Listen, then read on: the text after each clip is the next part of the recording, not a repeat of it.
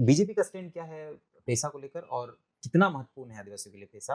क्या उनको फायदा हो जाएगा पैसा का? देखिए आकाश जी, पैसा को समझने के लिए, पैसा को जानने के लिए, पैसा के बैकग्राउंड को समझना भी बहुत जरूरी है, ताकि हम समझ पाए कि पैसा की जो मूल भावना है, असल में पैसा की मूल भावना क्या है। देखिए, हमारा जब देश आजाद हुआ, नेहरू जी जब प्रधानमंत्री बने, तो नेहरू जी ने पूरे के पूरे देश को कुछ ब्लॉक्स में डिवाइड किया, जिसको हम डेवलपमेंट ब्लॉक्स बोलते हैं। और उन्होंने शुरुआत की एक प्रोग्राम की जिसको कहते हैं कम्युनिटी डेवलपमेंट प्रोग्राम। 1952 में स्टार्ट हुआ, जब हमारा पहला जनरल इलेक्शन हो गया। तो उसके बाद पूरे के पूरे कम्युनिटी डेवलपमेंट्स को जो है एक ऑफिसर लीड करता था, जिसको हम बीडीओ आज भी कहते हैं, ब्लॉक डेवलपमेंट ऑफिसर। और नेहरू जी की मंशा थी कि पूरे के पूरे देश को डेवलपमेंट ब्लॉक्स में डिवाइड कर दिया जाए, उसको एक ऑफिसर लीड करे, और वही डेवलपमेंट ब्लॉक में सब कुछ हो, चाहे पानी हो, चाहे शिक्षा हो, सड़क हो, हर कुछ उसके जरिए हो। लेकिन 1957 यानी कि 5 साल के बाद में रिव्यू किया गया कि भाई ये जो डेवलपमेंट ब्लॉक्स होते हैं, उन्होंने कितना काम किया है।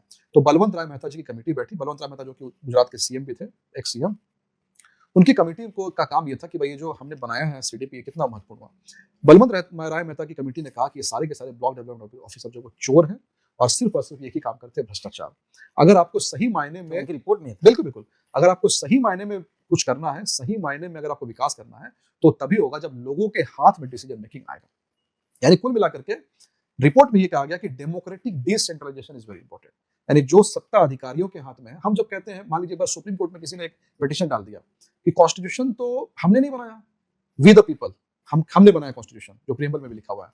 किसी ने कहा कि हमने तो नहीं बनाया प्रीएम्बल, कॉन्स्टिट्यूशन बनाया कुछ लोगों ने बनाया। तो सुप्रीम कोर्ट ने इसको ऑब्जर्व किया। सुप्रीम कोर्ट ने कहा लेकिन उन लोगों को तो आपने ही चुना, जनता ने चुना है।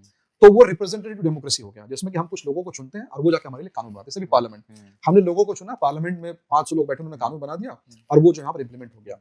लेकिन रियल मायने में डेमोक्रेसी वो होती है जिसमें आम आदमी डे टू डे लेवल पे डिसीजन ले सके, ना कि सिर्फ 5 साल में एक बार जाके वोट किया और घर वापस आ गया। डेमोक्रेसी का जो मतलब होता है। तो बलवंत राय मेहता की कमेटी ने बताया कि आपको डेमोक्रेसी इन्फोर्स करना पड़ेगा, लोगों के हाथ में सत्ता देनी पड़ेगी। तब 1957 में कॉन्सेप्ट आ गया पंचायती राज का। पंचायती राज बिल्कुल सिंपल सी बात है, लोगों के हाथ में सत्ता ही जाएगी। तो उसका 1957 में ही 1959 में 2 अक्टूबर 1959 गांधी जी का जो बर्थडे था, गांधी जी जो कि पंचायती राज के बहुत बड़े सपोर्टर थे, तो राजस्थान के नागौर में पहली बार पंचायती राज इंस्टीट्यूशन की शुरुआत होती है। और उसके बाद आंध्र प्रदेश, बाकी सारे स्टेट्स ने पंचायती राज को अपना लिया। पैसा पंचायती राज से जुड़ा हुआ है, तो पंचायती राज का एक्सटेंशन इसलिए हम पंचायती राज को डिस्कस कर रहे हैं।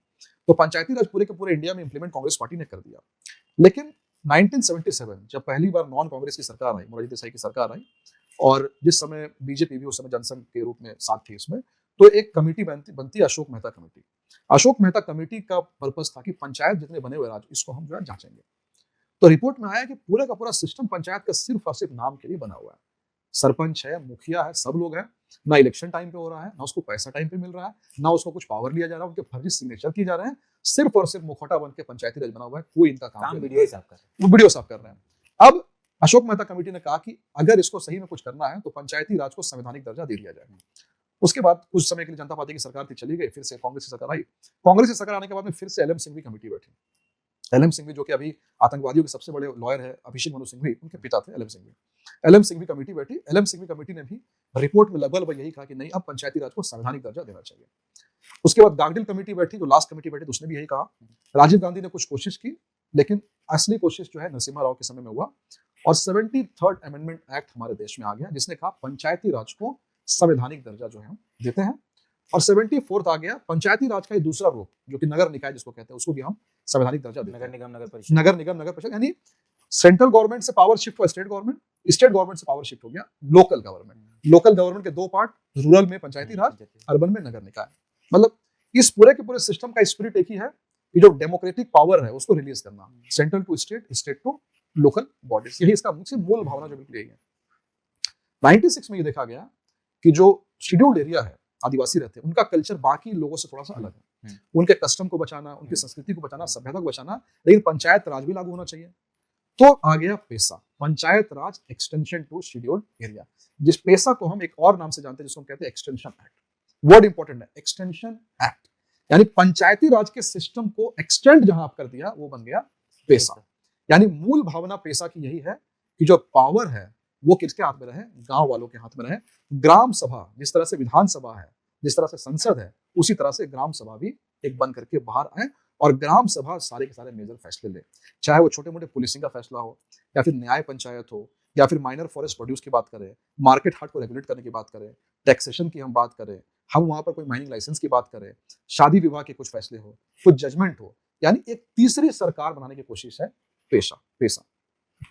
अब हेमंत सोरेन सरकार जो कि पैसा को लेकर के कहती है, नेहा शिल्पी तिर्की का बयान आता है या फिर कांग्रेस के लोगों का बयान आता है कि हम पैसा ऐसा बनाएंगे वैसा बनाएंगे। आप पैसा कभी बनाने की आपकी मंशा थी नहीं। क्यों नहीं मंशा थी? कि मैंने आपको क्या कहा, पैसा इज एक्सटेंशन ऑफ पंचायती राज। पंचायती राज को शेड्यूल्ड एरिया में जब एक उनके हिसाब से बनाएंगे तो बन जाएगा पैसा। तो पंचायती राज के आपने क्या किया? पंचायत भवन जर्जर हालत में, पंचायत सचिव परेशान, पंचायत में जो एक स्वयं सेवक हुआ था वो परेशान, फंड भी नहीं, ग्राम सभा के पास में कोई पावर नहीं, ग्राम सभा को एकदम कोई आपने कुछ उसको डेवलप ही नहीं किया। कहने का मतलब, और आज जो ये वर्कशॉप करना है, वर्कशॉप में इस बात को लेकर चिंतित है कि ग्राम सभा को क्या पावर दे, क्या पावर नहीं दे। यानी कुल मिलाकर के आज भी वही मेंटेलिटी बाहर आ गई कि ग्राम सभा को पावर कैसे दे दे, ग्राम सभा तो कुछ कर ही नहीं पाएगा। क्योंकि दो चीजें हैं, पहला तो आपने ग्राम सभा का कैपेसिटी बिल्डिंग किया नहीं, और दूसरा कांग्रेस पार्टी हमेशा एक सेंट्रलाइज्ड पार्टी के रूप में रही है। चाहे हम नेहरू की बात करें, इंदिरा गांधी की बात करें, राजीव गांधी की बात करें, इवन सोनिया गांधी के समय नैक, नेशनल एडवाइजरी काउंसिल, उसने भी पूरे पावर को सेंट्रलाइज किया। तो जिस पार्टी का माइंडसेट ही है सेंट्रलाइज्ड पावर को रखना, वो पार्टी कभी भी पावर को रिलीज नीचे नहीं कर सकती है। और मैंने आपको क्या बताया, पंचायत का दूसरा प्रारूप कौन है? नगर निकाय। नगर निकाय में आज किसके थ्रू अप्रूव करवा रहे हैं? अधिकारी के थ्रू। तो नगर निकाय में अधिकारी के थ्रू कंफर्टेबल ज्यादा है, और आप कह रहे हैं कि हम पंचायत में शेड्यूल्ड एरिया में ग्राम सभा को देंगे, ऐसा हो सकता है क्या? नहीं, क्योंकि सरकार की मेंटेलिटी को अपडेट करता है। सरकार बहुत कंफर्टेबल है अधिकारियों के थ्रू शासन कराने में। ग्राम सभा को पावर देने में कभी भी हेमंत सोरेन सरकार या फिर कांग्रेस पार्टी कभी भी ये कंफर्टेबल है ही नहीं, और यही इनका फंडा है, सिर्फ और सिर्फ भाषणों में होगा। मैं आपको आज इंटरव्यू में बोल रहा हूं, पैसा कल को इंप्लीमेंट हो भी गया, अगर मान लीजिए कल को पैसा इंप्लीमेंट हो जा रहा है 1 जुलाई से, 5 साल के बाद रिव्यू में देखिएगा या 1 साल बाद आप कवर कीजिएगा, वही बीडीओ, वही सीओ, वही डिस्ट्रिक्ट कलेक्टर सब कुछ करेंगे ग्राम सभा के नाम पर। ग्राम सभा नाम पे सब कुछ दे देगा, पर ग्राम सभा को रियल पावर ये सरकार कभी देने वाली जो है वो नहीं। कैसे नहीं, इतना तो कार्यशाला हो रहा है, कांग्रेस कर रही है कंटिन्यू। ये कार्यशाला तो 70-80 साल से कर रहे हैं। मैं तो आपको बोल ही रहा हूँ कि भाई रेडिएशन ब्लू में हो रहा है, यहाँ हो रहा है, के राजू आ रहे हैं। महात्मा गांधी जो है, जब हम कहते हैं कि कॉन्स्टिट्यूशन बना तो उसमें महात्मा गांधी के कितने विचारों को लिया गया, महात्मा गांधी के जितने विचार थे सबको इन्होंने directive principles of state policy में डाल दिया। डायरेक्टिव प्रिंसिपल्स यानी कि जो संविधान में है और संविधान में नहीं भी है। संविधान में नहीं इसलिए कह रहा हूं क्योंकि वो इंप्लीमेंट नहीं होता है, स्टेट को डायरेक्शन दे दिया। पंचायती राज को उसी समय directive principle of state policy में डाल दिया गया।